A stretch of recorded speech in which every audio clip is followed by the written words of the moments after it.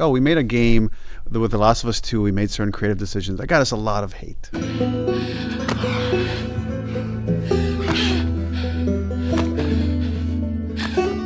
A lot of people love it, but a lot of people hate that game. Who gives a shit?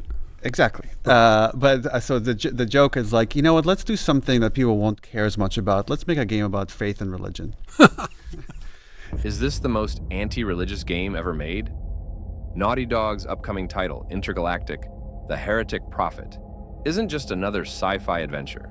It's a full-blown attack on faith itself. Neil Cuckman, a Jewish man who has repeatedly shown us his weird fetish for ugly women who looks like men, has moved with a new obsession in his latest game. He seems fixated on deconstructing religion in his latest work. And then we spend years just building out this religion of like from the original prophet all the way how it gets like changed and sometimes bastardized and evolves over all these years. Gamers, we need to talk about this game and the danger of this new form of forced narrative that aims to normalize the forced removal of religion. This game is way more sinister than what you think. Naughty Dog, once known for crafting engaging, well-written narratives, has fully embraced ideological storytelling.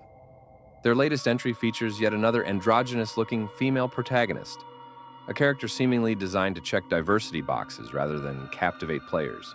And behind it all, Neil Cuckman, a man who took credit for the first Last of Us, only to twist its sequel into a bizarre, fetishized disaster. Now, he's moved on to a new obsession. In his latest game, he's fixated on deconstructing religion.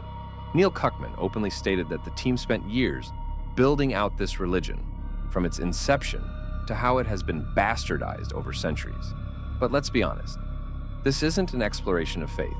It's an agenda-driven hit piece designed to dismantle religious beliefs under the guise of storytelling. And I really wanted to make a game about faith and religion, but also about it sounds just being awesome. lonely. So many of the previous games we've done, there's always like an ally with you and you're talking. I was like, I really want you to be lost in a place that you're really confused about what happened here. Once upon a time, Naughty Dog was synonymous with quality. They gave us Crash Bandicoot, Jak and Daxter, Uncharted, and The Last of Us. These weren't just games, they were experiences. But under Cuckman's leadership, the studio has abandoned fun, immersive storytelling in favor of ideological propaganda. And The Heretic Prophet is the latest proof. Set in an alternate timeline where history diverged in the 1980s, the game follows Jordan, a female bounty hunter who crash lands on a planet ruled by a mysterious faith. Communication with this planet ceased 600 years ago, and now Jordan must uncover its secrets. On the surface, this sounds like an intriguing sci-fi mystery. But given Cuckman's track record, we already know what's coming. This won't be an adventure. It'll be a preachy, heavy-handed deconstruction of faith and religion. And just like The Last of Us Part 2, this game will force players through a narrative designed to subvert expectations, rather than tell a compelling story. Look at the patterns. Another shaved-head female protagonist, designed to fit modern industry quotas, rather than tell a great story.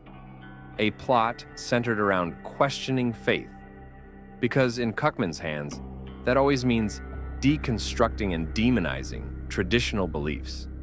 A focus on loneliness and isolation, not for player immersion, but to push nihilistic themes that serve his narrative rather than enhance gameplay.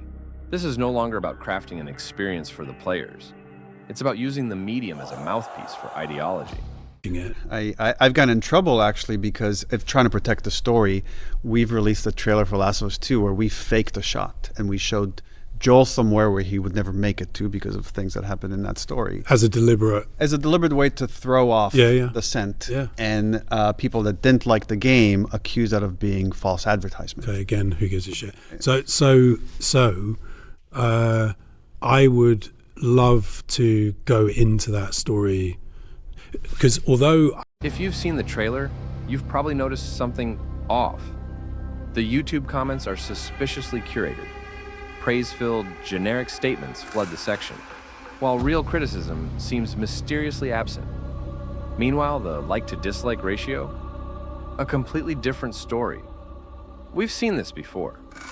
The same PR tactics were used with The Last of Us Part 2, censoring criticism, burying negative feedback, and pushing an industry-approved narrative.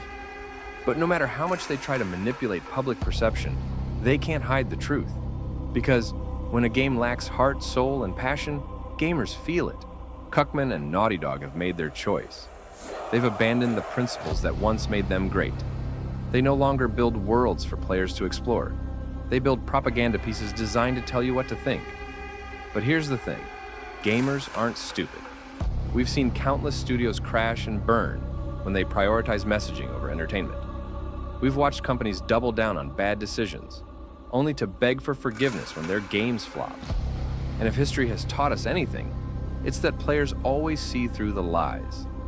So, will Intergalactic, the Heretic Prophet, be yet another disaster? Has Naughty Dog lost your trust for good? Let me know in the comments. Who gives a shit? Exactly.